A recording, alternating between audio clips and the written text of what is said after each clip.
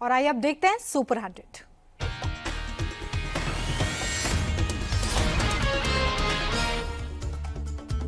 बिहार चुनाव के आखिरी फेज में वोटिंग ने तोड़े सारे रिकॉर्ड। 68% से ज्यादा वोट पड़े। 14 नवंबर को आएगा रिजल्ट। बिहार के सीमांचल में सबसे ज्यादा मतदान। किशनगंज में रिकॉर्ड 76%, कटिहार में 75% वोटिंग।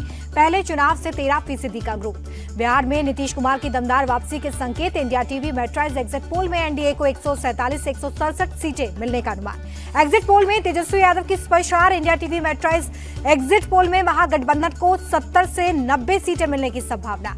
नीतीश कुमार की जेडीयू बना सकती है बिहार की नंबर 1 पार्टी। एग्जिट पोल में 67 से 75 सीटें मिलने का अनुमान। एग्जिट पोल के पोल ऑफ पोल्स में भी नीतीश सरकार। सभी एग्जिट पोल का एक ही अनुमान आ रहे हैं नीतीश कुमार। मिथिलांचल में एनडीए को भारी बढ़त। एग्जिट पोल के मुताबिक 78 सीटों पर एनडीए को फायदा हो रहा है। 50 से 55 सीटें मिल रही है। महागठबंधन को 18 से 23 सीटें मिलने का अनुमान।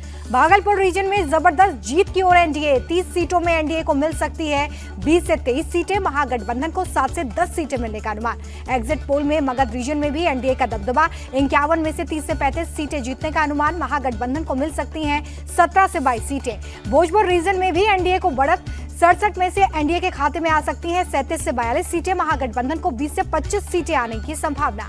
सीमांचल की 24 सीटों पर भी एनडीए का दबदबा। 10 से 12 सीटें मिलने का अनुमान। सीमांचल में नहीं चला ओवैसी का मुस्लिम दांव। जीत सकते हैं 2 से 3 सीटें। बिहार की मुस्लिम बाहुल्य सीटों पर महागठबंधन को फायदा। एग्जिट पोल के मुताबिक मुसलमानों के 78% वोट महागठबंधन को। बिहार में एनडीए बना महिलाओं की पहली पसंद। एग्जिट पोल में 65% महिलाओं का वोट एनडीए को मिलने का अनुमान। महागठबंधन को 27% महिलाओं का वोट मिलेगा। एग्जिट पोल के रिजल्ट और बम्पर वोटिंग से गदगद बीजेपी। डिप्टी सीएम सम्राट चौधरी बोले एनडीए के पक्ष में 2/3 से ज्यादा बहुमत हुआ। बिहार ने परिवारवाद और वंशवाद की राजनीति को नकार दिया। डिप्टी सीएम विजय सिन्हा का बयान। एग्जिट पोल के नतीजों के बाद बोले जेडीयू नेता केसी त्यागी नीतीश कुमार ही सीएम चेहरा थे और रहेंगे। बीजेपी नेता शहनवाज हुसैन बोले जनता ने डबल इंजन की सरकार के नाम पर वोट किया। नीतीश कुमार एक बार फिर एनडीए के ट्रम्प कार्ड बनकर उभरे। जेडीयू नेता राजीव रंजन प्रसाद का बयान। जेडीयू अध्यक्ष उमेश सिंह कुशवाहा का बयान। एग्जिट पोल ने साफ किया कि जनता ने नीतीश के सुशासन पर मोहर लगाई। 2/3 बहुमत से एनडीए की सरकार बनेगी। केंद्रीय मंत्री नित्यानंद राय का दावा। बिहार एग्जिट पोल पर कांग्रेस सांसद तारिक अनवर का बयान। एग्जिट पोल हमेशा सटीक नहीं होते। भागलपुर से कांग्रेस उम्मीदवार अजीत शर्मा ने एग्जिट पोल को बताया गलत। कहा बिहार में बनेगी महागठबंधन की सरकार। अररिया में पोलिंग बूथ पर भिड़े बीजेपी और कांग्रेस समर्थक। कांग्रेस मतदाताओं को पीटने का आरोप लगाया। बिहार के दूसरे चरण के लिए वीआईपीज ने भी डाला वोट। बेतिया से बीजेपी प्रदेश अध्यक्ष दिलीप जायसवाल, सुपौल से शहनवाज हुसैन, सासाराम में प्रशांत किशोर ने मतदान किया। सांसद पप्पू यादव ने पूर्णिया के कई बूथ पर वोटिंग मशीन खराब होने का दावा किया। कहा कि कई बूथ पर वोटर्स पर लाठीचार्ज भी हुआ। कांग्रेस ने बिहार में महागठबंधन की जीत का दावा किया। कदवा विधानसभा सीट से प्रत्याशी शकील अहमद बोले बहुमत से ज्यादा सीटें आएंगी। आरजेडी नेता मृत्युंजय तिवारी बोले जनता ने बिहार बदलाव के लिए वोट किया। महागठबंधन की सरकार बनना तय। बिहार चुनाव पर बीजेपी नेता तरुण चुग का बयान। जंगलराज को फिर वापस नहीं आने देगी जनता। आरजेडी पर बीजेपी प्रत्याशी रामकृपाल यादव का तंज। चुनाव में 20 से 25 सीटें जीत जाएं तो बहुत होगा। बिहार बीजेपी ने आरजेडी के खिलाफ चुनाव आयोग से शिकायत दर्ज करवाई। सोशल मीडिया पर भ्रामक पोस्ट करने का आरोप लगाया। एनडीए को पूर्ण बहुमत दिलाने में लगी बिहार की जनता। डिप्टी सीएम सम्राट चौधरी ने जताया भरोसा। कांग्रेस नेता शकील अहमद खान का प्राथमिक सदस्यता से इस्तीफा। बिहार चुनाव में टिकट वितरण से नाराज थे। कल पीएम मोदी की अध्यक्षता में होगी कैबिनेट कमेटी ऑन सिक्योरिटी की बैठक। गृह मंत्री अमित शाह देंगे दिल्ली ब्लास्ट पर अपडेट। सुरक्षा इंतजामों की होगी समीक्षा। दिल्ली धमाकों को लेकर प्रधानमंत्री मोदी की क्लियर चेतावनी। भूटान में बोले दोषियों को कड़ी सजा मिलेगी। हाई लेवल मीटिंग के बाद गृह मंत्री अमित शाह का आदेश। ब्लास्ट के गुनाहगारों को ढूंढकर पकड़ो, किसी को बख्शा नहीं जाएगा। गृह मंत्रालय ने एनआईए को सौंपी दिल्ली धमाकों की जांच। अब तक 7 डॉक्टर्स के फरीदाबाद टेरर मॉड्यूल से जुड़े होने का खुलासा। दिल्ली धमाके में अब तक 12 लोगों की मौत। दिल्ली ब्लास्ट केस को लेकर बहुत बड़ा खुलासा। कल नहीं था धमाका करने का प्लान। विस्फोटक को कहीं और शिफ्ट करने की तैयारी थी। कड़ी सुरक्षा और गिरफ्तारी के बाद डर से आतंकियों ने धमाका किया। धमाके की कड़ियां सुलझाने में लगी जांच एजेंसी एफएसएल ने क्राइम स्पॉट से 42 सैंपल कलेक्ट किए हैं। i20 कार के टायर और चेसिस की जांच होगी। दिल्ली धमाके में अमोनियम नाइट्रेट का इस्तेमाल। सूत्रों के हवाले से खबर। ब्लास्ट में फ्यूल ऑयल और डेटोनेटर का उपयोग किया गया। दिल्ली ब्लास्ट के पीछे सुसाइड बॉम्बर का एंगल भी आया सामने। सूत्रों के हवाले से खबर। धमाके के वक्त कार में अकेला था शख्स। फरीदाबाद टेरर मॉड्यूल को लेकर एक्शन में पुलिस। अल फलाह यूनिवर्सिटी से 52 लोगों से पूछताछ हुई। प्रिंसिपल और छात्रों से भी सवाल जवाब। पूछताछ के बाद पुलिस ने यूनिवर्सिटी से 6 लोगों को हिरासत में लिया है। 40% जूनियर डॉक्टर्स का कश्मीर से संबंध है। दिल्ली ब्लास्ट के बाद यूपी एटीएस और जम्मू कश्मीर पुलिस का एक्शन। लखनऊ में डॉक्टर परवेज अंसारी के घर पर रेड।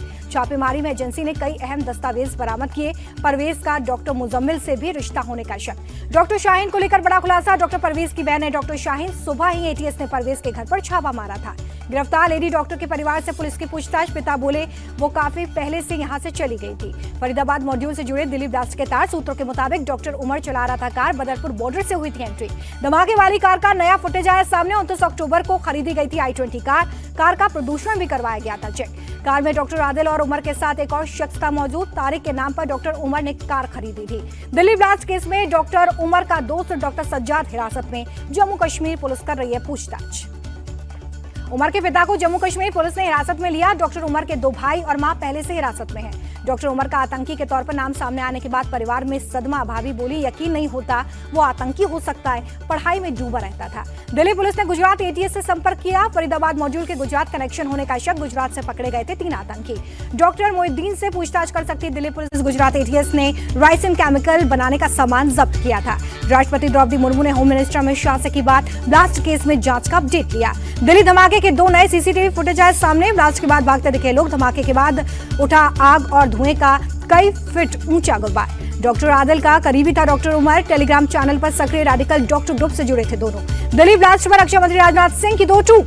दोषियों को किसी भी हाल में बख्शा नहीं जाएगा। टेरर केस में डॉक्टर्स की भूमिका पर आईएमए सख्त। दोषी डॉक्टर्स पर कड़ी कार्रवाई की अपील। दिल्ली ब्लास्ट को लेकर सपा चीफ ने केंद्र सरकार को घेरा। हमारी खुफिया जानकारी हर बार विफल क्यों हो रही है? सपा नेता अबू आजमी की सरकार से अपील। 6 महीने में ब्लास्ट के दोषियों को पकड़कर फांसी पर लटकाएं। एलएनजेपी अस्पताल पहुंचे आप दिल्ली अध्यक्ष सौरभ भारद्वाज। ब्लास्ट के शिकार घायलों से की मुलाकात। दिल्ली ब्लास्ट की दुनिया भर में देशों ने की है निंदा। चीन ने जताया दुख। इजरायल बोला आतंकवाद के खिलाफ लड़ाई में इजरायल भारत के साथ।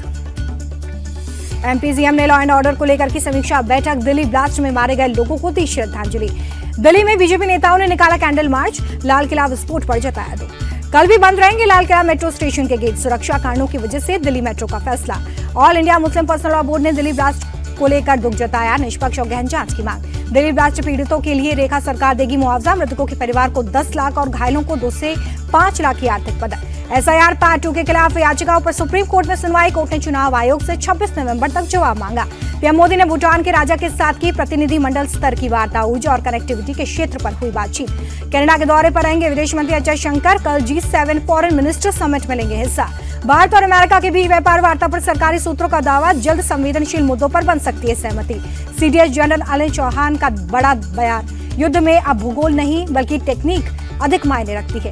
राजस्थान के जैसलमेर में सेना का युद्ध अभ्यास। त्रिशूल अभ्यास के तहत जवानों की मिलिट्री ड्रिल। छत्तीसगढ़ के बीजापुर में सुरक्षा बलों को बड़ी कामयाबी। एनकाउंटर में 6 नक्सली ढेर हथियार बरामद। शिक्षक भर्ती घोटाले में बंगाल के पूर्व मंत्री पार्थ चटर्जी की जेल से रिहाई। 3 साल के बाद मिली जमानत। बरेली हिंसा मामले में मौलाना तौकीर रजा की न्यायिक हिरासत बढ़ी। कुल 46 आरोपियों को 25 नवंबर तक कस्टडी।